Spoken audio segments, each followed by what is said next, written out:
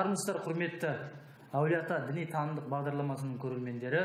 Бүгінгі таңда Жамбыл облысына Отбасы хрестоматиясы жобасының авторы Санжар Керімбай ағамыз біздің студиямызға келіп отыр. Санжар аға, қош келдіңіз. Біздің қонағымыз болғаныңызға. Мынау наурыз айы құтты болсын, бұлысы оң болсын, ақ мол болсын. Рахмет. Санжар аға, енді сіз осы Әулие-Ата жеріне тұңғыш рет келіп отырсыз деп ойлаймыз. Осы арнайы біздің студиямыздың қонағы болып, уақыт бөлгеніңізге алғысымызды білдіреміз. Енді білесіз, сіздің осы Отбасы хрестоматиясы жобасындағы үлкен кітаптар шығарып жатсыздар. Сияр шәріп, өркениетті адам, салт дәстүр сөйлейді. Осы ішіндегі біз мән беріп оқып жатқанымыз қазақтың мәдениетіне, тарихына көп пайдасы тиіп жатқан осы яссауи феномені кітабы бар ішінде. Осы елбасы айтады ғой, қазақтың рухани тарихы жазылатын болса, оған міндетті түрде Қожа Ахмет Яссауи бабамыздың диуани хикметтері кіруі тиіс деген сөз бар. Осыған орай Яссауи біздің Конфуцийіміз деп атап айтып кетеді. Осы Яссауи феноменінің шығуына сізге қандай мәселелер түрткі болды? Осы Яссауи бабамыздың еңбегі туралы көрермендерімізге айтып берсеңіз. Бұл жерде мынандай нәрсе бар. Мен логотерапиядан түссем бола ма? Біздің енді бұған келген себебіміз, біз Яссауи феноменіне қатты терең кіріскен себебіміз, біз мұнда логотерапия немесе өмірге құштарлық деген кітапты жаздық қой. Бұл енді логотерапия деген Венадағы психоаналитика мектебінің 3-ші өкілі деп айтады Виктор Франклда. Сол енді мына адам өмірге келген кезінде не үшін өмір сүреді деген сұрақтың жауабын іздеген кезінде өзі әртүрлі жауаптар бар. Соның біреуі жаңағы Зигмунд Фройдтың беретіні, адам рахат үшін, құмарлық үшін өмір сүреді, адамды ұмтылдыратын нәрсе сол деген. Екіншісі жоқ мәртебе дейді, қоғамдық, яғни кімсің пәленше атану үшін, айналамдағы адамдарды өзің сыйлату үшін, абыройлы жүруің керек деген, енді ол Адлердікі. Үшінші Виктор Франклды келеді дағы, жоқ, адам бұл өмірде туылғаннан кейін өмірінің соңына дейін ұмтылатын тұсы мән, енді логос деп алады енді, яғни адамның жан дүниесі болмысы, енді human being дейді ғой. Адамды адам қылып тұрған түпкі негіз, субъективті негіз деп айтады. Сол негізі өмірін арнаған кезінде бір интенционалды дейді, яғни бір мақсатқа, мұратқа қарай ұмтылады, және ұмтылған нәрсесі бір объективті мән болу керек. Жалпы адамзатқа ортақ бір құнды бір идея деген ғой енді. Біз енді соны аударған кезде, соның ішінде айтып келе жататындағына айтады. Негізгі бұл енді суицидпен өзіне қол салатындар, өмірден түңілгендер, стресс алғандар, өмірге деген бір құштарлық қалмаған адамдармен күреседі ғой. Соның енді түпкі себебі не дегенде субъективті негіз деген болады. Субъективті негіз деген сөз, адамды өлгеннен кейін бүкіл жаңағыдай тәні, психикасы, мінез құлқы бәрі жойылып кеткен кезінде ағырып қалатын бір болмысы, мәңгі өмір сүретін бар ма, жоқ па? Туылғанға дейін қайда болды, өлгеннен кейін қайда кетеді деген. Және ол егер ортада бар болса қалай көрінеді, оған не керек деген сұрақтар қойды. Соны айтқан кезде сол субъективті негіз, бұл жалпы адамзатқа ортақ, адамның көңілін бір тәңірлік әлемдегі тұрған бір жарық сәулеге байлайтын бір мәнге бұл байлану керек дейді. Енді бұл қалай болады дегенде, туғаннан бастап бір рухани құндылықты бұл бойына сіңіру керек мына негізінде. Сосын бар жаңа интенциональность дейді.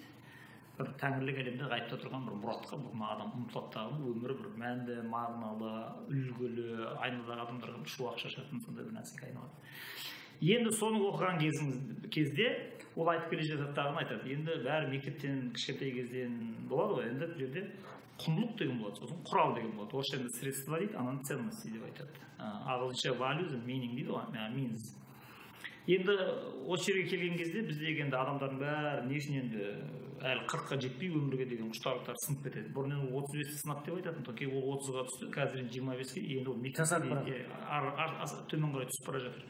Не үшін деген кезде туылған бала құндылықты сіңіріп өсу керек, және ол құндылықтар міндетті түрде оның жаңағыдай жергілікті отандық өнім дейміз ғой, бізден шыққан қаймақтар. Қазақстандық өнім дейді ғой.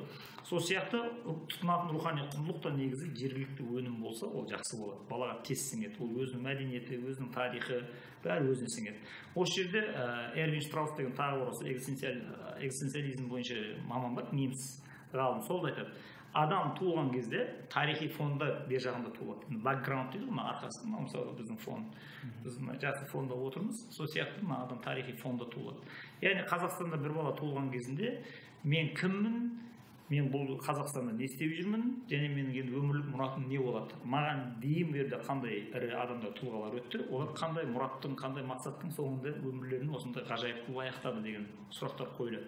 Сол кезде адам арттағы фонға қараған кезінде өзінің қай жолға түсу керек екенін, қандай құндылықтарды қолдану керек екенін және өзінің баласына, ұрпағына қандай құндылықты көкірегіне құю керек екенін сол кезде түсінеді. Сондықтан артындағы адам тарихи фонын суырып алатын болсаң, яғни өткенін білдірмей қойсаң деп айтайық, тарихты ұмыттырып жіберсең мәңгүрт дейді ғой. Онда болды, мына адам ориентир дейді ғой, бағыт бағдарын ала алмай қалады дүниеде. Қай қарап жүру керек, қандай құндылықты алу керек, бітті шатасадан жетеді. Ол дін таңдауда да шатаса береді, әйел таңдауда да шатаса береді, ғылым таңдауда, маман таңдауда бәрінде кетеді енді ана шатасу. Сондықтан осы адамның көкірегін, бұл енді экзистенциальный вакуум деп, біз енді экзистенциялық вакуум деп аудардық, адамның көкірегі қуыс кеуде болады. Сол кезде бәрі бітеді шаруасы. Енді фрустрация деген адамның өмірі шашылып кетеді мынандай, қайтып бір дүниеге түспей қалады. Соны енді біз енді Қазақстанда балдар өсіп жатыр, туылып жатыр. Қалай болғанда қазақтықтар енді мұсылман болғаннан кейін енді олар өздерінің мұсылманша дінін идентификациясын жетілдіруге тырысады. Бұл уақытта олар өз мазхабтарына анықтайды, енді белгілі енді өзі Орта Азияда отырғаннан кейін ол имам Азам Абу Ханифа мазхабын бірден табылды. Мұсылманшылықты біздің киелі кітабымызда Құранға иман шарттарын үйреніп алады. Сосын енді сауаттылар шариғат заңдарын тағы да біраз үйренеді. Сосын енді қазір соңғы бір 7-8 жылда сенім мәселесі бойынша Матруди дегенді қазып келе жатыр. Онда үйреніп жатырмыз. Мына нәрсеге былай сенеміз, мына нәрсеге былай сенеміз, мынаны былай деп танимыз, мынаны былай. Бірақ енді ең соңғысы бұның енді жаңағы мына ғайып әлем мен тәңірлік әлем мен болмыстың байланысы. Құпия. Құпия, мына болмыстың ашылуы дейді. Болмаса былай түсіндірейін. Адамның ішіндегі рухани потенциалдың потенциал халінен актуализацияға айналуы дейді. Яғни белсеніп сыртқа шығуы. Адамның жүрегінде болатын, рухтың құрамында болатын мейірім, махаббат, сағыныш, жас кезден өлімге дайындалу, ар-ұятқа бекем болу, қоғам алдында, Құдай алдында жауапкершілік алу, қаһармандықпен күресу деген нәрселер бар. Соның бәрі ол болмыстың ішінен шығады. Енді осыны ашатын жерге келген кезде бәрі тұрады да қалады ана жерден. Енді ары қарап ол қандай құндылықтармен іске асу керек деген. Өйткені сіз жалпы адамзаттық құндылық маған бәрібір деп анау жаңағыдай рационалистер сияқты сіз христиандарды ананы мынаны ала беретін болсаң ол жерде каша болып кетеді ана жерде. Ол адам тағы да шатасып кетеді. Өйткені мәдени идентификация деген бар ғой, мен нақты қай мәдениеттің өкілімін, мен қандай өркениеттің несімін жаңағы таныстырушысымын, или болмаса қай өркениеттің мен құндылығын тұтынамын деген. Сол жерде шатасып кетеді. Осы нәрселерді біз шешу үшін Яссауи феномен деген кітапты әдейі қолға алдық. Яғни қазақтар енді өзінің жолын таңдаған кезінде біз қай мәдениет арқылы, қай осы өркениет арқылы біз мына ислам өркениетіне жалғанып, қай жерден біз қай адрестен кіріп тұрмыз болған деген. Енді бұның бір дәстүрлі сұрақ жауап деген болады. Оны қазір енді ата-аналар біле ме, білмей ме, бұрын революцияға дейін үйретілген бұлар. Кімнің жаңағы кімнің үмбетісің, Хазірет Мұхаммед алейхиссаламның үмбетімін, кімнің зүриятынансың, адам атаның зүриятынан, кімнің миллетінесің, Ибрахим халилулланың миллетінен, кімнің мазхабындасың, имам Азам Абу Ханифа, кімнің сенімінде Матруди. Сосын кімнің силсаласындасың деп сұрайды. Силсалаға дейсің. Иә, яғни силсала ана шын жырмен осы өркениетке қай шын жырмен, қай адреспен жалғанып тұрсың, сен қай көшеден шықтың деген сөз ғой енді. Соны мен Әзірет Сұлтан Қожа Ахмет Яссауидің силсаласынанмын деп айтады. Яғни мен келіп жалғанған жерім мынау деген. Осы жерде шатасқан кезінде енді ана адамдар жүре алмай қалады, құндылықтар тұтына алмай қалады. Байланбайды. Иә, ана негізгі өркениеттің ошағына құндылықтардың қайнап жатқан қазанына барып түсе алмай қалады. Бер жақтағы шарт догмаларға, діннің догмаларына байланып тұрып қалса, енді бір қарағанда дін ұстап жүрген сияқты адам. Бірақ соңғы нәтижесін есептеген кезде оның қуыс кеуде болып қалуы мүмкін. Яғни аузының дуасы жоқ. Тек елге мынандай ригидный морализм дейді. Ригидный морализм деген елге андай үйтіп болмайды деп ақыл айтып елдің де шексіз тыйымдар сала береді. Иә, шексіз болғанда негізсіз тыйымдар. Елді де мезғып жібереді, өзі де тұлға ретінде ашылмайды. Осы мәселені шешу үшін осы Яссауи феномен деген кітапты қолға алдық тағын, бұны аңыздарынан бастап осы жерде жаздық. Негізгі түрткі болған нәрсе осы логотерапиядағы қуыс кеудеден қалай құтыламыз, адамның қуыс болып тұрған кеудесіне құндылықтарды қалай құямыз, қалай қондырамыз деген мәселе. Ал құндылық деген осы екен деп сен бас салып бәрін сала бермейсің, отандық өнім болу керек деп айтқым келіп отыр. Сонда біздің Яссауи феномендегі негізгі түсініктердің бәрі өзіміздің Абай, Шәкәрім, Мәшһүр Жүсіп аталарымыздың ілімдері осы Яссауи бабамыздан алғандығын негіздеп көрсетесіздер ол жерде кітапта. Иә, енді ол жерде біз нақты абайға тоқтап я болмаса шәкәрімге тоқтап міне мынауынан жалғас деп тұрмаймыз. Бұл жерде ол түп негіз деген болады жаңағы. Яғни әу басында осы былай түсіндірейінші, бізде ғылымда бүйтіп түсіндіреді.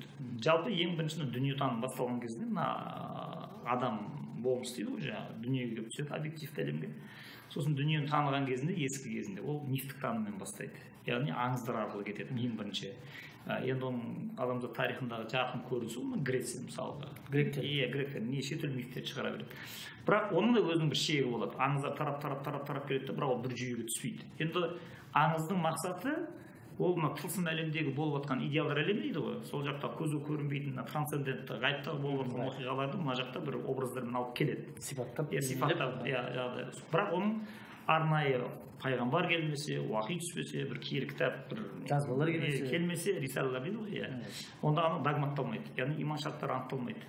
Сондықтан ол шашырап формасы белгісіз болып кетеді. Содан кейін дін келіп түскен кезінде пайғамбарлар үйінсі дейді ғой, жаңағы нұбуат. Пайғамбарлар үйінсі келген кезінде енді осылардың бәрін реттейді. Мысалы калима таухид, одан кейін калима тайба, калима шахада, одан кейін иман шарттары, оны 6 иман деп үйретеді ана жерде. Ақиретке иман келтіресің, кітапқа, пайғамбарларға, періштесіне, ақиретке деген сияқты.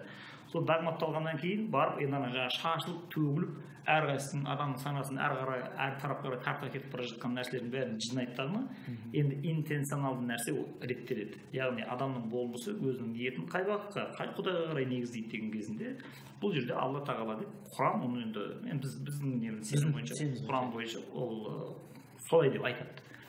Енді болды, болған түстің шашылып жатқан санаңдағы 1000 миллион дәліздің бәрін жаптың, енді мәңгілік, барлық, шеті, шегі жоқ, ешқандай мысалға келмейтін әлемнің әуелі, ақыры, іші тысы бір өзі құдіретті Құдайдың несіне жолына қарай енді сен кетесің. Бірақ бұл жерде бір қауіп бар енді.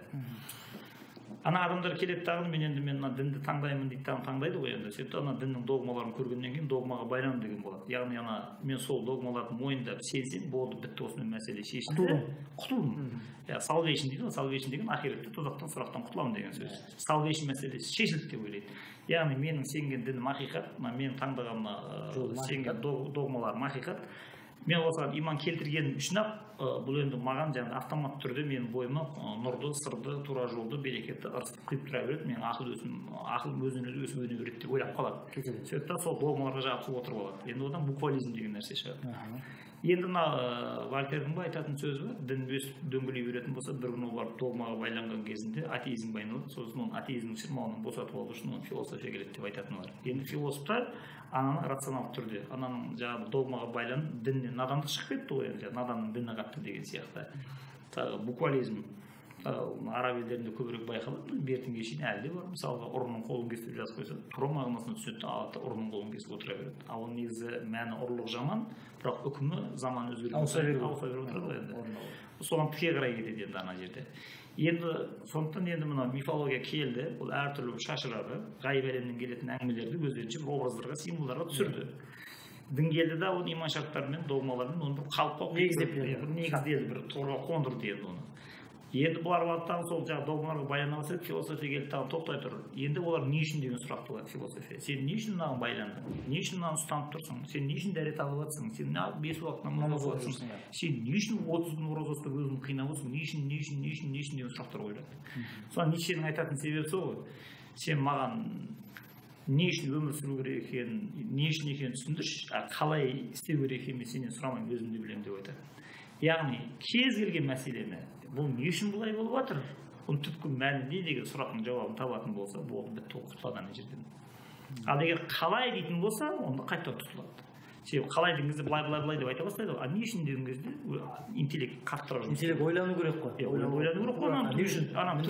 Ананың түбін онтологиялық дейді ғой. Түп негізінде әу баста бұны Құдай жаратқан кезде қандай мақсат деген осы түпке түсу керек. Ал егер мен одан мен шаруам жоқ, Құдай айтты ма, болды мен оны орындай беремін дейтін болса, онда ананың мәні ашылмай қалады да, адамдар ана байлана бастайды анаған. Онда былай діннен феномен ретінде көрініп тұруы мүмкін қоғамда. Мешіттер шақырып адамдар жұмаға барады деген сияқты. Онда экзистенциализм кетіп қалады. Яғни қоғамдағы тебіреніс, адамдардың бір-бірі сағынуы, әңгіме айтқан кезде еңкілдеп жылауы, бір-бірі Құдай үшін жақсы көріп достасып, бір идеяның соңында қаһармандықпен тізе қосып күресу деген сияқты нәрселер жоқ болып кетеді да. былай мәдениетті сыпайы бір-бірімен ұрыспайтын адамдар көбеюі мүмкін белгілі бір дәрежеде. Бірақ қоғамды бүйтіп теңселтіп адамды бір құдайға қарай оның ішкі мұхаббатын арттырып гүлдендіріп тұратын нәрсе жойылады. Сондықтан бұл тағы да проблема туғызады. Енді философиядан кейін психология келеді енді. Яғни философия реттелді ма, не үшін деген сұрақтарды жауабын дәл тапты ма ойшылдар? Сол кезде мына жақта енді дұрыс психология шығады. Енді философиядан кеттің ба, бір жерден қате не үшін деген сұраққа ол мынандай мақсатта еді деген хикметін таба алмай қалдың ба, психология айниды, невроздар көбейеді. Сондықтан енді бұны жаңағыдай көбісі экзистенциальный невроздар болып отыр ғой бізде. Яғни Қазақстандағы адамдардың бәрінің негізгі неврозы менің бұл Қазақстанда қазақ болып туылуымның мәні не үшін мені Құдай бұлай қазақша сөйлетіп мына жерде мені жүргізіп қойды деген сұрақтың. Енді ертеңгі күніміз не болады? Бала шағаға кетіп бара жатыр. Мен бұған не үйретемін? Қандай тәрбие береміз? Қандай тәрбие береміз? Маған ата бабамнан қалған құндылықтардың бәрінің бір мәні бар ма, жоқ па? Бұны ары қарап мен ұстап, арқалап келесі ұрпаққа беру үшін күресейін ба? Жоқ, бұлардың бәрі жаңағыдай старомодный ескінің қалдығы ретінде мен бұны жаңағы тарихтың қойнынан лақтырып жіберіп ары қарап технологиямен кете берейін ба деген сұрақтар тұр. Соның бәрін енді ойшылар енді оларға түсіндіреді. Жоқ, тастамаңдар, керек болады. Ана прогресс дегенге сенбеңдер, технология дамып жатыр деген күлшаққа түспеңдер деп үйретіп отырады. Соны дұрыс неғылып шешсе, сол жерде қазақтардың психологиясы реттеліп кете береді. Сондықтан біз осы мәселеде жаңағы құндылықты оқу болсын, осылар үйрету мәселесі болсын, сонда логотерапия ол жаңағы осының теориясын айтып отырады. Ал қандай құндылық бересіңдер енді? Қандай осы салт дәстүрді ұсынасыңдар деген кезде біз Қожа Ахмет Яссауидің ұсынатын себебіміз сол. Қазақ мәдениетіне, қазақ дәстүрінде отырсын. Өзі тұлға, өзі халық, өзі қоғам болғаннан кейін өзінің мәдениетін әрі жалғастыру керек. Ұлт болып бөлініп тұрғаннан кейін дейсіз ба? Иә, енді бұл жерде мынандай нәрсе бар ғой. Юник дейді, ағылшынша енді орыстар уникальность дейді, сол ала салған. Қайталанбас ерекшелік деген болады. Бірақ экземпляр деген сөз. Әр ұлттың ба? Ұлттың да, адамның да. Индивид ретінде десе. Қайталанбас, сол индивидтерден құралғаннан кейін ұлттың да өзінің идентификациясы. Яғни бір ұлтқа сәл ұқсап кетсе, мазасы қаша бастайды. Әсіресе әйел адамдарда, қыз балаларда көбірек болады. Егер оның ең төменгі тойдағы көрсеткіші, егер бір келіншек бір тойға барған кезде бір қымбат бір киім сатып алып киіп баратын болса, дәл сондай көйлекті киіп тағы бір екінші бір әйел тойға келетін болса, болды, көңіл күйі болмайды. Маған ұқсап қалды. Сондықтан ол үйіне барып я көйлегін ауыстырып келеді, я той біткенше ол қабақ ашылмай отырады сол жерде. Енді бұл әр адамда жеке-жеке болатын психология. Осыны ұлтқа салып келіп жүргенде тура сондай тұтас бір ұлт өзін Құдай қандай ерекшелікпен жаратты, қандай идентификация берді, соны сақтау үшін күреседі енді олар. Сондықтан қазір біздегі адамдардың мынау арабқа қатты ұқсап кеткен кезінде, мынау түріктерден келіп жатқан нәрселерді сол күйі айнаға копия жасаған кезінде мына адамдардың шырылдап дабыл қағатын себебі сол. Біз Құдай жаратқан жаңағы ерекшелікті кетті деп. Бұл жерде бұл әңгіме ашылу үшін бір мысал айтайын. Мысалға беташар деген нәрсе бар, солай ғой? Беташар деген өзі соңғы 25 жылда көп дауға ұшыраған, айтыс тартысқа себеп болған бір дәстүрдің біреуі. Енді бір адамға иілуге болмайды, сәжде қылу, ширк болады, мынау болады деп басы мыңғыдан кіріп жүреді. Енді Яссауи жол деген не деген түсінбей отыр адамдар. Ол нақты нені айтып отыр сонда деп. Ол деген сөз мынандай нәрсе. Қазір ғалымдар бүйтіп түсіндіреді оны. Мына Мұса пайғамбардың асатаяғы бар ғой дейді. Сол исламды соған ұқсатамыз біз дейді. Ана Мұсаның қолындағы асатаяққа дейді. Ол мына ислам дінінен жек көретін, бұны жақтырмайтын типтер бар ғой енді. Олар айтады, мынау қиратушы, күйретуші дейді. Барған жеріндегі мәдениеттің бәрін жойып жібереді, ширк-ширктер бәрін талқандай береді бұлар.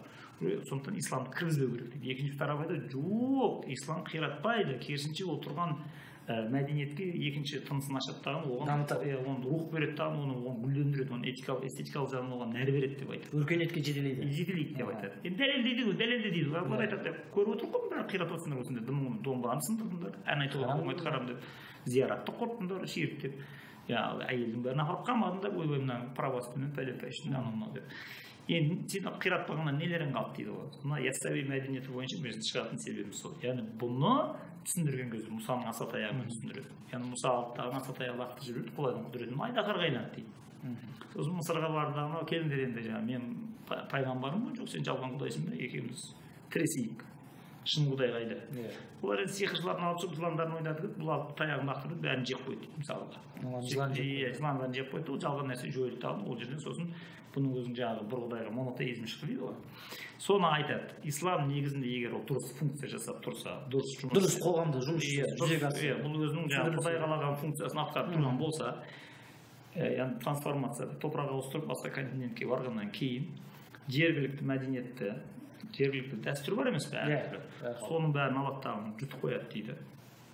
Содан кейін оны қайтадан Құран рухымен нәрлендіреді, суарады, ревизия жасалады, сөйтіп иман шарттарына, дін догмаларына сәйкестендіреді. Адамның Құрандағы сеніміне, Құранның рухына сәйкестендіреді. Құрандағы иман шарттар бар емес пе? Сенімдерге қайшы қылатын ондай нелер, бұрыш-бұрыштарын бәрін атын бәрін қырқып жуынып, бәрін таухидқа реттеп қояды. Яғни бір құдай қырып кететін істейді сені сөйтті, оны қайттан құсады дейді. Ол кезде болды, бұрынғы дәстүрің қираған жоқ, тұрып саған қайтарып берді, және оған Құран рухын суарғаннан кейін енді сенің өміршеңдік пайда болады. Енді сен ғасырлар сүзгісін кесіп өтіп кете бересің енді Құран рухымен суарылғаннан кейін. Айқын дәлел беташар. Беташар көне түркілерден келе жатқан бір дәстүр. Ол не Түркияның түркі қой, түріктен жоқ ол. Біздің ең жақын туысқанымыз ғой, күні кеше кетті деген. Арабтарында ол сыр айтпай ақ қояды, Пакистанында айтпай ақ қояды, парсылар білмеймін не істеп жатқанын. Енді бұл қазақта ғана бар. Енді бұны қалай реттейді мысалы? Соңғы Ахмет Яссауидің мектебі деген сол. Мына дәстүрді жоямыз ба? Жоқ әлде бұны рухымен суғарып, бұны ғасырлар қойнауынан кейін ұрпаққа қиямет қайымға шейін бұл құндылықты өлтірмей ұстап қаламыз ба? Енді қалай жасайды енді осыны? Енді ол Құранда тұр. Адам ата Хауаны жаратылды жерге түсті деген. Бір каркас бар. Солай ғой. Бір форма тұр. Енді осы форманы алады да, соның шарттарынан шығып кетпейтін жағдайда, иман шарттарына қайшы келмейтін жағдайда, осының енді беташарды, енді осыны өрбітіп шығарады осы каркастан. Бір формадан қалыптан екінші бір нәрсені, яғни бүтін алтыннан жүзік сырға жасап шыққан сияқты жасайды енді ананы. Сонда дейді, адам атаны дейді, жаратқаннан кейін дейді, 40 жыл иледі, әбден иі қанғаннан кейін бұны пісірді дейді. Сөйтті да оны адамдың үстінде де халиф жасаттан жұмаққа жіберді дейді. Ал енді осы жерде рахаттанып жүр деп. Адам жүр дейді, бірақ адамның болмысы неден жаратылады деген кезде бұны unitas multiplex дейді. Unitas multiplex деген сөз ол бір ғана жаңағы Құдаймен тілдесіп жүре беретін рухани жаратылыс емес ол. Ол жаңағы халақтал инсан мен салсалам ментен жаңағы сыңғырлаған балшықтан жаратылды, биологиялық, оның физиологиялық қыры бар ана жерде. Сосын оның жағына фактофеймі рухи, оның рухани жағы бар, оның психикасы бар, нафс жағы, оның көңілі бұзылады яғни. Сол үшті өтеу бірігіп, ана бір ғана болмысты құрап тұр ғой енді. Сол адамды бақылап етейді дұрыс, ол жұмақта жүр, періштесі бар, несі бар, жаңағы бәрі рахат. Бірақ іш пісіп кетті дейді. Неге себебі психосоматика дейді, или психофизика дейді.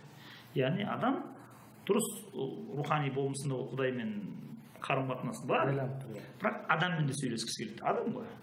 Дін социологиясында айтады ғой, бір адам жинап кетеді деп, екі адам үш адам болу керек, жалғыз жүре алмайды ол деп. Адам жалғыз жүретін нәрсе емес, жалғыздық Құдайға жарасқан деп.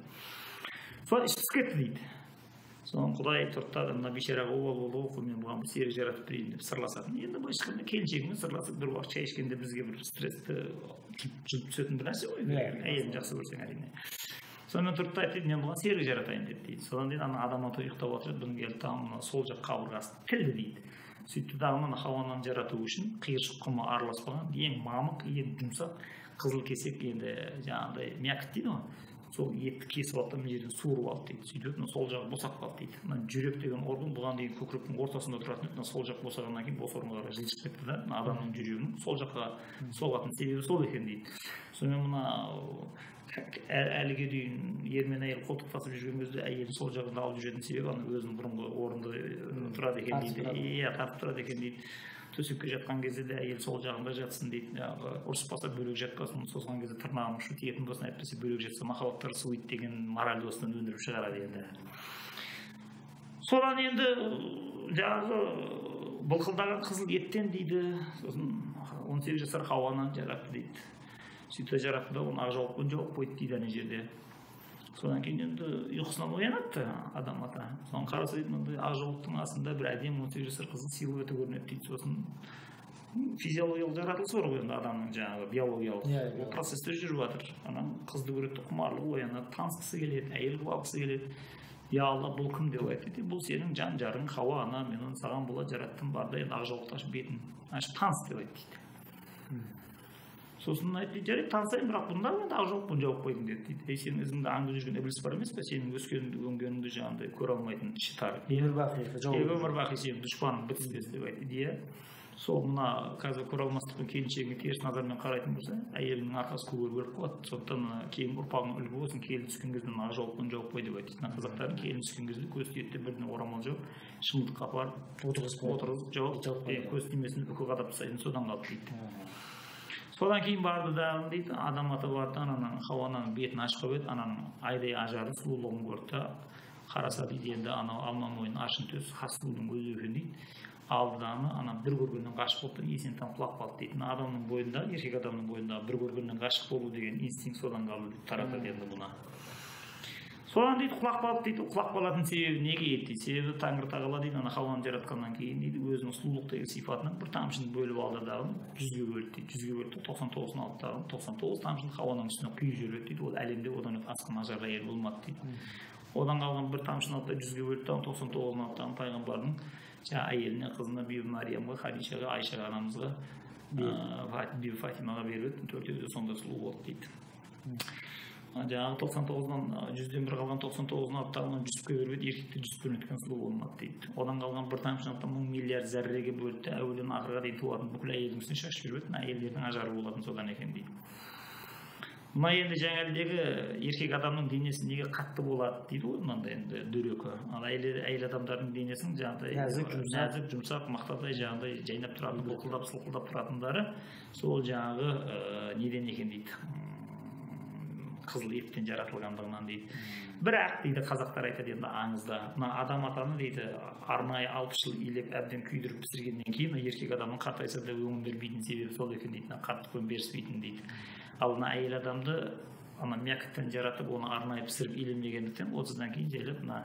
қаттыққа тез боялдырып қоятын себебі сол екен дейді сондықтан да мына еркек адамдар тапқан табысының жоқ дегенде 30%-ын әйелдің дейді жаңағы косметикасын бөлу керек дейді енді арнайы иленген жоқ та оның ақысы бар енді сендерді пісірді бізді пісірген жоқ деген сияқты соған не керек адам ата оянды дейді қайтадан сосын алды да ананы қайтадан көтерді дейді есін жиғаннан кейін сөйтіп еді дейді жаңағы иба мен ұяттан нарттағы екі бет қызарып өртеніп кетейін деп тұрған хауаны оң қолын оң тізесіне қойды дағы бірінші иіліп еріне сәлем салды дейді сәлем салу салты содан қалды дейді енді бізде атасы жоқ енесі жоқ жалғыз күйеу болған соң күйеуіне сәлем салады енді қайынаға жоқ қайын жоқ қайын жоқ қайын жоқ содан кейін дейді келін танысайық деп айтты сөйтіп еді хауаны бір қадам артқа берді мұны кескіш танысайық енді атың кім деген сияқты тағы бір қадам артқа кетті дейді түсінбедім неге бүйттің деп тағы бір қадам артқа шегінді дағыны әйел адамның еркекке жақындағаны жақсы емес деп айтты көңілің болса өзің кел маған қарай деп айтты дейді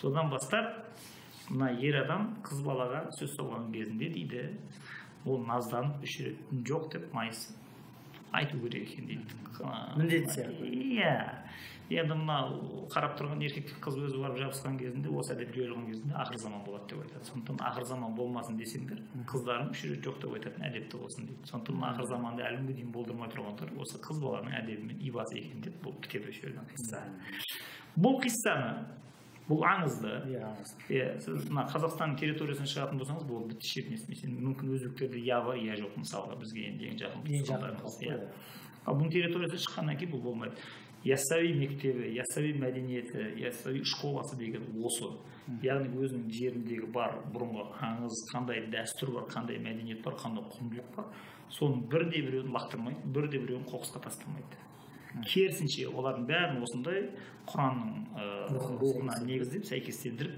қайта оған нәр беріп күш беріп оны жетілдіреді тағыны өздерімен бірге ілестіріп алып кетеді бұл жағынан келген кезде енді құранға тіл тигізе алмай қаласың яғни құран бұзушы қиратушы барған жерде көне мәдениетті талқандап бөліп жіберуші емес керісінше тұрған мәдениеттің бәрін бір ізге түсіріп олардың бәрін өміршең жібереді деп енді біз айта аламыз себебі дәлел қойдық енді ортаға беташарды қойдық дәл сол сияқты қазақтың кез келген дәстүрін алады да енді осыны қойып кете береді енді бұл енді мифологияны зерттейтін арнайы ғалымдар көп енді толып жатыр неше түрлі ең атақтылар біреу Джозеф Кэмпбелл деген бар мысалы Карл Армстронг деген бар солардың бәрі айтады бұл енді ғылымдағы атауы психологиялық ақиқат дейді яғни бір осындай бір қиссаны айтқан кезде егер ішкі дүниеңді жүрегін дір еткізіп сені шайқап жіберіп бір әдемі әсерге бөлейтін болса, рухани болды адамдардың бәрінің жүрегіне ол жоқ кете береді ары қарай. Сондықтан бұл қиссалар енді өлмейді. Біз студияда айтып отырмыз, біз ертең қаншама адам көреді, енді олар баласын айтады, баласын айтады деген сияқты осылай кете береді. Санжар аға, енді жаңа өзіңіз беташар туралы қиссаны айтқан кезде біздің халқымызға бұл түсінікті. Сіз айтпақшы, мыңдаған біздің салт дәстүріміз бар осы қиссаға байланған. Енді бізде өзіңіз білесіз, арыстан мынау Адыраспан қиссасы бар ғой. Осы Адыраспан қиссасын қазір көп халық айтсаңыз, осы сізбен қатарлы кісілердің біразы есіне түсіріп, қайтадан былай нәр алып, аталардың айтқанын есіне түсіреді. Бірақ бүгінгі күндегі ол сізбен қатарлы кісілердің намазхандар аз болғанымен, жастар намазхандар көп. Бірақ өздерінің ата бабасынан қалған осы қисса, аңыз әфсаналардың көп хабар жоқ.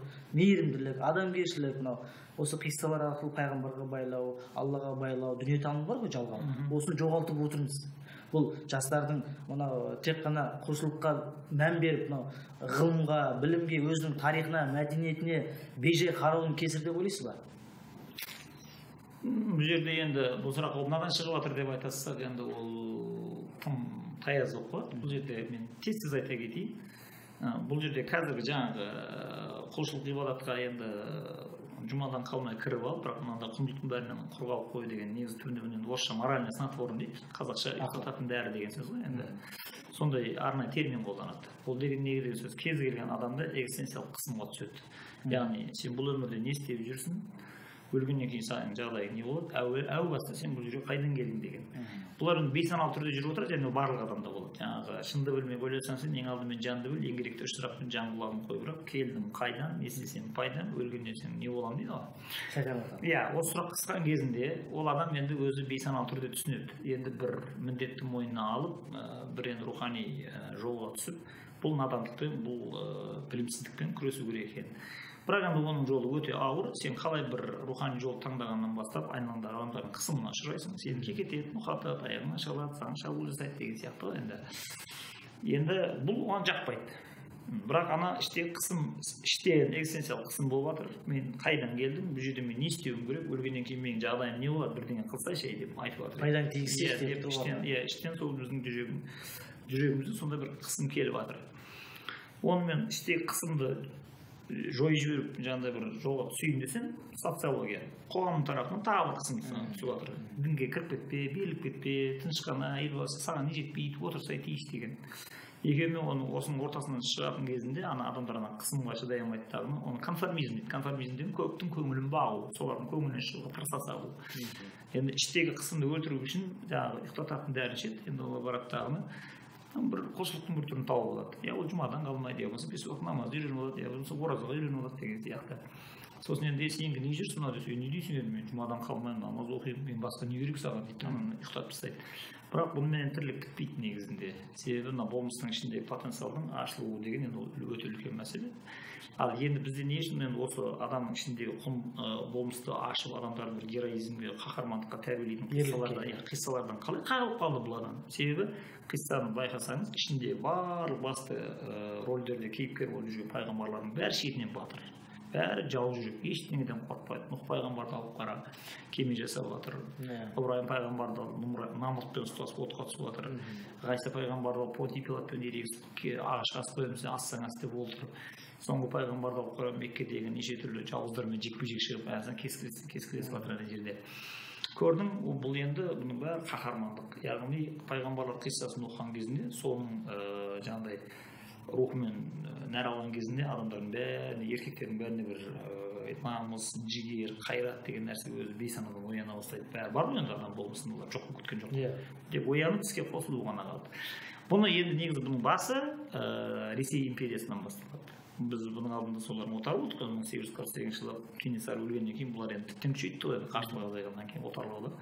Сол жерде мына Киргиз Кайсаки дейді, біз айтып отыр қазақтарда, бұлардың енді рухын өлтіріп тастаудың бір ғана жолы бар, мұнда қарсыласпас үшін себебі бұлар мынандай Сияр шәріп деген Сияр шәріп.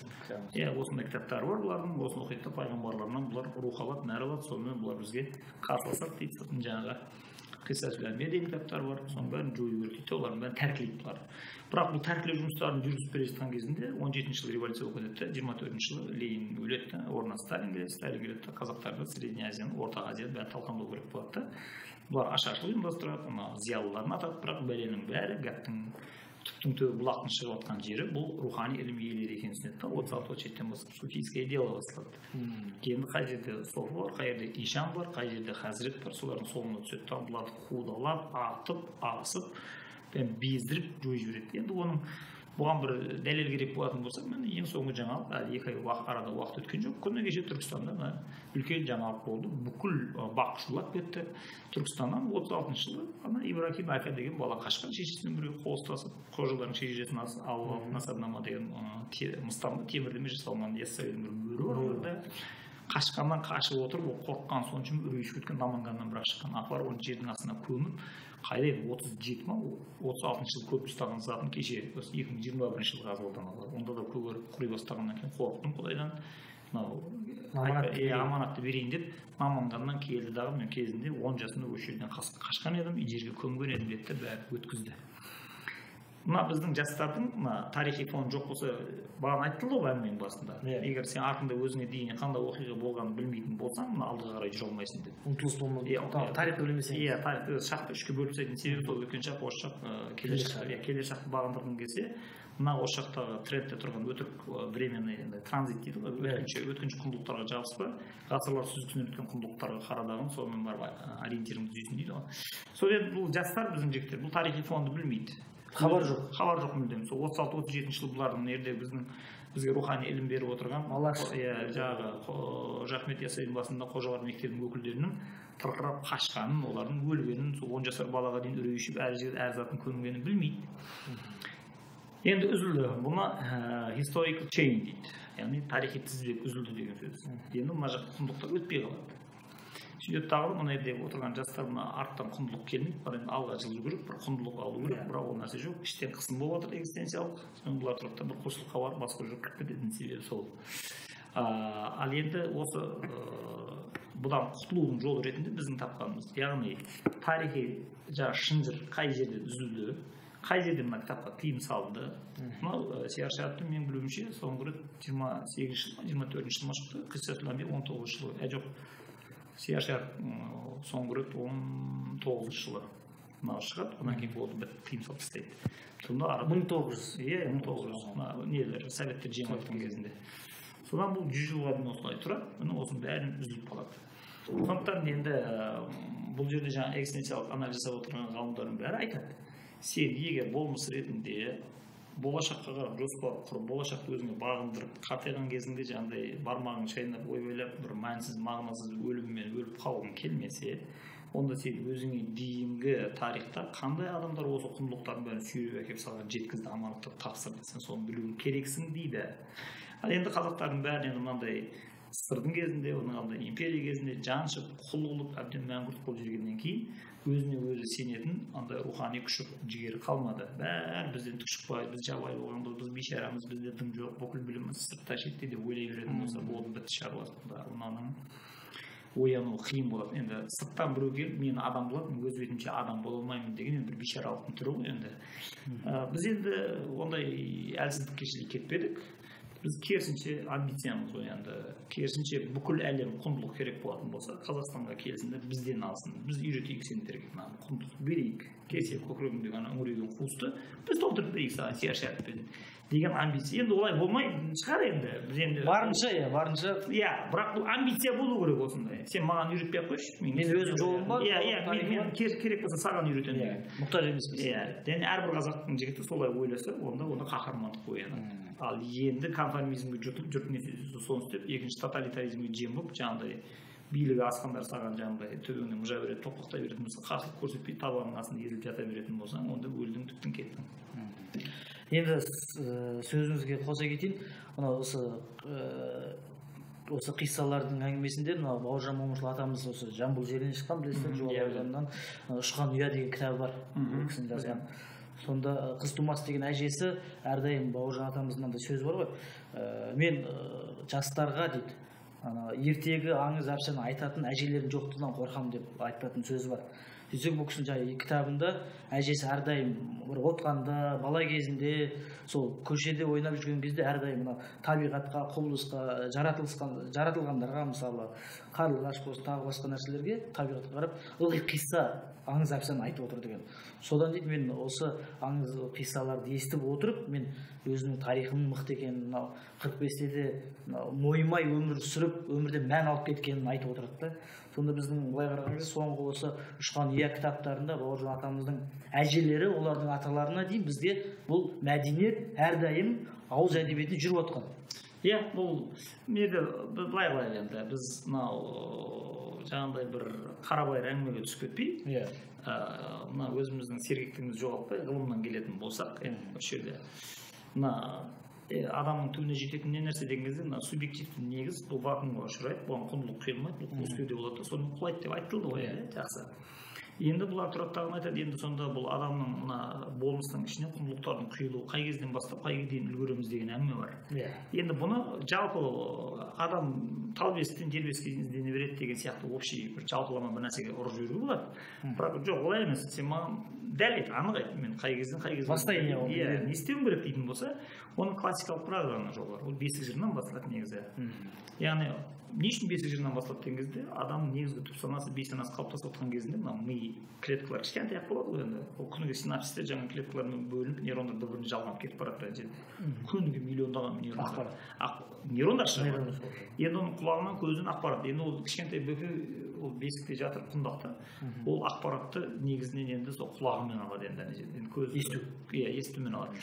Сол кезде жаңағы бесік жырын айтып отыратын себебі сол менің балам осы ма, басында бақыт құсы ма, ғайып ерен 40 жыл тең бөбегімнің досы ма, ла илаха иллаллах, осындай бөбек қайда бар, ла илаха иллаллада пайда бар, Мұхаммедтің үмбеті осындай бала қайда бар деп айтып отырады. Осы бесік жырынан кетті ма, құндылықтар түп сананың бәріне сіңді ма, болды, бітті енді. Ол енді шыққаннан кейін тілі де ерте шығады бұл балалардың. Даму тез болады. Даму тез болады. Сосын аналар сөйлесіп отырған кезде түсінсін, түсінбесін, сол жаңағы ғана санамақ, шылдырмақ дегендерді айтып отыра беретіндер салт соның ішінде бәрі де. Сосын ол өсіп келе жатады дағыны, жаңағы құндылықтарды құйған кезінде мына адам өзінің тәнінің бәрін мына босқа жаратылмағаны, мынаның бәрін трансцендентті мән дейді. Яғни адамның денесіндегі әрбір дене мүшесі бұл әлемде әшейін ішіп-жемнің қызметін атқарып тұрған жоқ, оның ғайыптықта да мәні бар. Мына менің көзімнің құлағым саған көрініп тұр ғой, осы дүниеге қызмет етеді. Бірақ бұның түпкі мәні идеалдар әлемінде басқа бір мән арқалап тұр деген құндылықты тағы ұяды. Енді оны қазір көбісі ұмытты, бірақ біз тірілтіп жатырмыз. Ол не? Яғни субъект, енді ғылымға кірмей-ақ қояйық. Қарапайым айтайық енді. Яғни бала өсіп келе жатыр. Мен өзім балаларыма бұны практика жасадым. Қанша балам бар, бәріне жаттап тастадым. Яғни өзіңнің денеңе, тәніңе қалай болса солай қарама. Бұл тәңірлік әлемде бұның әрқайсының өзінің салмағы бар. Берген аманат. Иә, берген аманат. Енді басыңда не бар дейді. Кішкентай бала жауап береді. Басымда тәждәулет бар дейді. Көзіңде не бар дейді. Көзінде Нұрмұхаммед бар деп айтады. Құлағыңда не бар дейді. Құлағыңда Азан Қаумет бар дейді. Мұрныңда не бар дейді. Ырзық жәннат бар дейді. Тіліңде не бар дейді. Кәлам шахадат бар. Бетіңде не бар? Иба әдеп. Сонда менің бетім жаңағы ботекс салып ойнайтын сұлулықпен жаңағыдай бүйтіп қолдан түсіріп қоятын зат емес, бұл жерде өзгертіп жібереді. Бұл иба әдеп бар, бұл иба әдепті арқалап. Иба әдеп. Қасыңда не бар дейді, кәлам құдірет дейді, иығыңда не бар дейді, парыз сүннет дейді, кеудеңде не бар дейді, жан аманат дейді, тілегіңде не бар дейді, дидар талап дейді, жүрегіңде не бар дейді, зікір салауат дейді, маңдайыңда не бар, дүр хақиқат. Мақсатында не бар, дүр хақиқат, маңдайында сәжде ғибадат деп айтылады. Мұны бұл адам денесін бәрін арқасын осылай тәңірлік әлемге байлап тастайды. Енді осындай тәрбиені бермейді, осыны үйретпейді, баласына жаттатпайды, вакуум кете береді одан кейін. Енді 6-7 жастан бастап үйде сықыр болмайды, өргесін мен әжемнің ақ деген ауылдан түсіп қалғаным рас па деген сияқты сұрақтар кетеді. Бәрі экзистенциялық сұрақтар осының бәріне тіршілік, адамның тіршілігіне қатысты мәнді мағынаны сұрап жатыр бала. Мына қарлығаш үйдің ішіне ұя салады, мына қарға далаға ұя салады, мына кептер сұрақтар көп қой бала кете береді. Осылардың бәріне ата-аналар қазір нәлесін ондай екенін білмей-ақ қой. Болмаса оның бәрін кезінде айтқан, бір математиканы оқып дей беретін болса, ана вакуум өсе береді. Енді сондықтан мен жалпы өзім қазір тәжірибеден жинағаным бар, зерттеген бар, мен өзім балаларым 7 балам бар. Соның енді осы соңғы өскендермен біраз тәжірибе жинағаннан кейін туылды ғой енді соңғы 10 жылдың ішінде. Мен бәрін туылмай тұрғаннан бастап жаңағы хикметтер тыңдадым яссауидің. Сосын бесікке түскеннен бастап келіншегіме айттым, бесік жүрміз бе? Ол тура осы классикалық бесік жырын айтып әуендетіп отырды. Сосын мен бұлардың бәрі тілдері шыққаннан кейін бәрін үйретіп тастадым. Басыңда не бар, көзіңде не бар, құлағыңда не бар, бәрін жаттатып тастадым. Сосын мына Құран қиссаларындағы келетін аңыздардың бәрін мынандай Ләйлі Құндақбай деген шайыр бар, ақын, сол бір жырға түсірген. Мен солардың бәрін жаттаттым, аналарға үйреттім. Шынымен де бұл өзінің жемісін береді. Яғни адамдардың мына болмайтын баянсыздық деген бар ғой. Түкке тұрмайтын ешқандай перспектива жоқ. Бір нәрсенің соңында далақтап шауып кете беру, өзін есеп алмай. Мына көкірегі құндылыққа толған бала тіпті далақтап басқа бір жағдай жалғыз өткен нәрсе қызықса да тез жалығып кетеді. Себебі мына ішіндегі трансцендентті құндылық ананы өлтіріп тастайды бірденен. Ал керісінше, егер менің баламның көкірегі, біздің бала шағамыздың көкірегі қуыс болып, ішінде дым жоқ болатын болса, ана жаңағы транзит culture дейді. Яғни өткінші мәдениет лып етіп мына ішіне кіріп алады. Yani бойына сіңіп кетеді ол. Бойына сіңіп жат мәдениет. Жаңағы кәріс-тәрістер суреттерін қойып шашын бояп отырады ма жерде. Соған түсіп қалады. Ал егер ішкі құндылық мықты болатын болса, керісінше ананы талқандау жүреді. Бұл көкіректің ішіндегі жүріп жатқан мәдениеттің соғысы. Сосын қазақтарда айтатыны гүл болмаса, жаңағы үн болмаса, бұлбұл деген бір сұрқыз, ар болмаса, ой болмаса, кеуде деген бір қуыс дейді. Ананың ішінде ар болу керек, ой болу керек, ана құнды заттар салынып тұр. Жақсы, енді бұл жерде бір сұрақ бар. Енді мен баламды қай уақытқа дейін тәрбиелеймін деген. Енді қаншаға өлгенге дейін жүрете беріңіз деп бірден айтуға болады. Жалпыламай айтып құтыламыз. Бірақ біреу шығып жоқ, маған да нақты айт дейтін болса, онда мен өзім өмірден жиған тәжірибем. Балам 14-тен асқаннан кейін сенің балаң болмайды екен. Ол өзінің өмірін бастайды. Өзінше шешім қабылдайды, өз құндылықтарын өзі таңдай бастайды. Көке араластырып қойшы, ол айтып өзінше шешім дейді. Бұл деген сөз болды, ол тұлға ретінде енді өзі эгоның эго шекарасын кеңею деп айтылады, өзі ол ғылымда барына. Болмыстың үстіне тұрған эго субъективті дәлел таниды, енді ол жаңағыдай өзінің таңдауы еркін іске қосады деген әңгімелер бар. Енді оған кірмейміз. Бұл жерде мен айтайын дегенім, ана жаңа бала 14-ке дейін ғана жатта деген жаттайды. Айтқан сіңіріп ал десең сіңіріп ал, айтқан істейді, екетпейді. Енді көкірегіне құйып тастадым ғой ананы. Ол бала есейгеннен кейін, өмірді өзімше танимын дегеннен кейін басын тауға, тасқа ұрып, шалыс басып әртүрлі қателіктерге ұрынады. Бірақ бұл мынандай нәрсе, ішіндегі егер стержен дейді ғой, өзегі егер мынандай болаттан, құрыштан құйылған болса, шайқатылып өзегіне қарап тұрып қалады былай. Енді өмірі шашылып жоқ болып кетпейді. Ары кетсе бір 19-20-сында қайтып есін жинап алады. Қалпына келеді. Қалпына қайтып келеді тағы ана ізге түсіп алады. Ал енді мен көрдім, мына 14-ке дейін балдарын рационализмге дайындаған балдарды көрдім, сосын тіптен қуыс кеуде болғандарды да көрдім. Екеуі де мына шайқатылғаннан кейін қайтып орнына келе алмай қалады. Яғни ана тұғыр дейді ғой, табанын қай жерге қою керек екенін білмей, ана шатасып кетеді. Сондықтан қазір бізді көріп отырған ата-аналар, егер балдары әлі 11-12-ге келіп қалса, мен бірден ескертемін. Ары кетсе бір 2 жылма сіздің жаңағыдай көкірегіне баланың құндылықтарды осы тоқырлатып, нығыздап құйып тастайтын уақытың өте аз қалды деп. Егер балаң 5-те 6-та болса, онда Құдай берді. Онда әлдиден нәпсіға деген кітапты алып аласындағыны жаттатасын, жаңағы бәрін басынан бастап, соның ішінде тақпақтардың бәрі кетеді жаңағы. Тақпақтар, жаңа баштар, мақал мәтелдері бәрі бар. Бәрі түгел бар. Соның бәрін бала оқия береді. 14-ке дейін, 14-тің ары қарай да оқия береді балаң, сонда сен тыңдағыш, жаттағыш болса. Бірақ оның бойында ойнап тұрған гормондар сенің дегеніне көне бермейді да. Ол енді өзі ғашықтықпен ауырады, ол романтика, кинодағы бір қызға ғашық болады, я қыздың ұлға ғашық болады деген сияқты. Ол физиологияның законы, бәрібір заңы, ол үстемдік құра бастайды. Бірақ біз енді одан қорықпаймыз, ол мынау жаңағы алдыңғы қызығушылығы азайдан ол да бір 2 жыл шайқалып қайтып орнына келеді. Тұрып қалса болды ең бастысы. Сосын ары қарай өмірлік бағытын, енді интенциональность деген мағына сол. Яғни мен енді өмірімді қай бағытқа қарап бұрамын, мен өзім ниетімді қалай қарап байлаймын деген кезде, сенің бұл дүниедегі әрбір істейтін әрекетің жасаған кезде мақтау күтпейсің. Біреу егер сынаса оған депрессияға түспейсің, ойбай мен осыны жақсы жасадым, мыналар мен қадіріме жетпеді, пәлен-пәшін демейсің. Сен тек қана жасадың ба? Мен бұны ақиретте Құдайдың дидарын көру үшін жасағанмын. Жаңағы айтылды ғой, тілегіңде не бар дегенде дидар талап. Сенің талабың не? Дидар талап. Яғни құсты қанаты ұшырып, жігітті талабы ұшырады. Арманы жоқ, жігіттің дәрмені жоқ деген. Арманың не дейді? Арманым Құдайдың дидарын көруге лайықты адам болып өмір сүру, мен істеген жақсылығымды міндетсінбеймін. Мен бәрін қайраткерліктен, күрескерліктен істей беремін дейтін болса, ол адамның арманы өте биік, және оны сен енді ұрып өлтіре алмайсың. Ол өте ұзақ өмір сүреді енді ол адам. ал енді көкірегі қуыс па, онда жаңағы Виктор Франклдың айтатыны ғой, адам негізінде сыртқы соққыландырмайды, ішкі бостандырып қалады. Көкірегі қуыс адам, ол әшейінде ел аман жүріп тыныштап үйінде өзімен өзі асылып, суицидке барып, сынып бір проблемалар болса, венасын келсе, сондай діни бағытты ұстап жүрген адам болса да өзі діни жолда жүрсе де сондай талақ біріп, ажырасып кетіп, бірден сондай кетіп қалады ғой.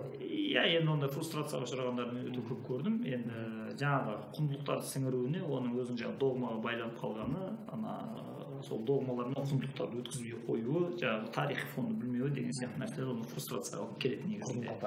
Сондықтан енді Қазақстанда туып өсіп дін ұстаймын деген адам маған дейін қандай жерде ірі тұлғалар болды. Рахмет Санжар аға, мынандай жақсы әңгіме айтып бердіңіз. Болашаққа мына қазақ халқы үшін өте керекті мағлұматтар.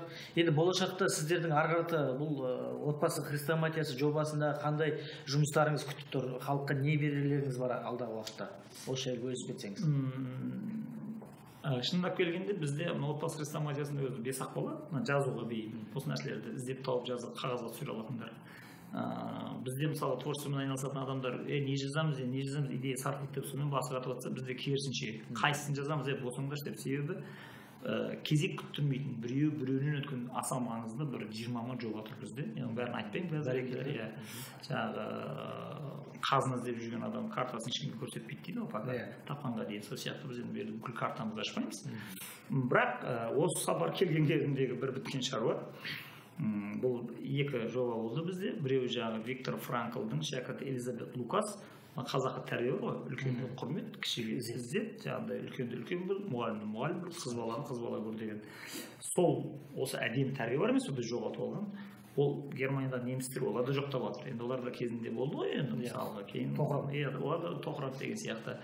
Олардың ғылыммен жетілдіріп жатыр. Соның ішінде жаңағыдай құрметтеу ілімі болмаса, кісіні құрметтеу өнері, болмаса кісіні құрметтеу ғылымы деген сияқты, оқуы деген сияқты сондай бір бағытта кітап жазған. Элизабет Лукас. Тамаша, керемет оқып отырсаң, енді дәл осы айтып отқан әңгімелердің бәрі мектептегі ата-аналарға, мұғалімдерге арнап былай жазған. Біз енді соны дәл сол күйінде көшіріп аударған жоқпыз. Негізгі идеясын цифрларын алдық тағыны. Ішінде кейс дейді ғой, болған оқиғаларды қазақшамен толтырдық. Қазақстанда болған оқиғамен. Енді ол жоба бір 80-90%-ге бітті. Енді тек араларындағы сәл бір байланыстарын сәл жетілдіру керек. Ол болса бір күзге қарай ма бір жаңа оқу жылына оны бір дайындап біз ата-аналар мен мектеп ұстаздарына ұсынсақ деп отырып. Міне болды. Енді бұрынғыдай басыңыз қатып, ойға құндылықты айналам, оны қайтып түсіндіремін деп басыңыз қатпайды. Бәрі формуламен рет-ретімен көрсетілген.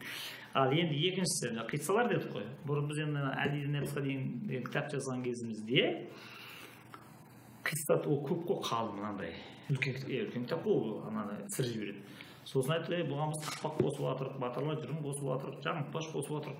Қайсы сияқты? Сондықтан оны қысқартыңдар деп қиссатул әнбияның 20%-ін салғанбыз. Сол 20%-ның өзі мына Қазақстанды кәдімгідей тебірентіп жіберді ғой, мысалы елдің бәрінің сұранысқа ие болды. Иә, елдің бәрін өтіп қойып қисса тыңдап отырған соң 20% баяғы. Ал оның енді ана толық нұсқасын берсеңіз, алып беретін болсаң, онда қиямет қайымға дейін онда бүкіл қазақтың құдайы береді де жатады ана жерде. Бүкіл әлемнің халқына күліп, сендер неге болмайтын нәрседен не жазып отырсыңдар деп. Енді ана бір рахат. Тек қана мысалға айтайын. Жүсіп пайғамбар мен Зылиханың ғашықтығы туралы әңгіме бар ғана жаңағы Құранда келеді. Соның өзі бір 65 бет. Енді оның бос бір беті жоқ. Енді біреуінен өткен қызық оқиғалармен өріліп отырады. Енді адамның көкірегін толтырып жібереді. Ана бұл қиссаларды оқып отырған адам енді дүниедегі қандай қайғысы бар екенін ұмытып қалады кәдімгі ана әлемнің ішіндегі әлемде, уақыттың ішіндегі уақыт дейді, соның ішіне кіріп кетеді ана. Енді ол кәдімгі жүйкесі жұқарып стресс ала бастаған адамдарға ол бальзам, ем ретінде жүреді шыны керек енді. Қазір енді сол қиссатул әнбияның негізгі мәтіндері теріліп болды. Енді дизайндарыменен сосын жаңағыдай философиялық комментарийлер келеді. Модерн, яғни қазіргі заманға лайықталған. Енді мынаны айтқысы келді, мынаны айтқысы келді. Түсіндірмелер болады, ашықтамалар бар, халық түсінбей қалмасын деп. Енді қазір мен сол жұмыспен жүрмін. Егер аман есен ол да бір бітіп 3 ай 4 айдан кейін бір жарыққа басылып шығатын болса, оның өзі енді білмеймін, енді мыңдаған адамдардың кәдімгідей мынаны не істерін білмей басын тауып тасқа да сол кәдімгі үміт үзілінде отырған адамдардың бәрінің ішіне бір шырақ жағып, мына бос жаңағы вакуум деді ғой, сол вакуумның бәрін толтырып жібереді, ана құндылықтар тым қою, мына құран рухымен суарылғандықтан, құран мазмұнымен үндескендіктен, өзінің алғашқы күш қуатының бәрін құраннан алғандықтан, ана адамның көкірегін жарық қылып жібереді, ана кәдімгідей өмірге деген құштарлығын артып кетеді. Әзірге осы екеуін айтамын. Енді одан басқа да былай мынау деп тізім қойып тастағанбыз. Қалай уақытымыз толады, біз жаза береміз деген. Оның бір 20-30 тұр қазір. Егер Құдай өмір беретін болса, денсаулық беріп, уақыт беріп, мүмкіндік беретін болса, біз соның бәрін жазып шығарсақ, кәдімгі осы қоғамға ұсынамыз. Және бұлар коммерциялық мақсатта ақша табу үшін, пайда табу үшін жазылмайды. Кітап ең арзан бағамен сатылсын деп, ана балдардың жалақысын бәрін жерге ұрған.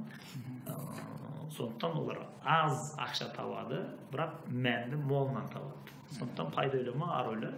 Иә, дұрыс, сәл ақшаң аз болады, есесіне ар ұятың күшті болады деген принципке тоқталған. Осымен әңгіме жүйелі тұр қазір. Бәрекелді, жақсы екен. Мына Шәкәрім атамыз айтпақшы, адамдық борышы халқына еңбек қыл дейді ғой. Осы еңбектеріңіз жана берсін. Бүгінгі таңда біздің студиямызға келіп, мына сұхбат бергеніңізге алғысымызды білдіреміз. Келесі көріскенше сау, саламатта болыңыздар. Сау болыңыздар.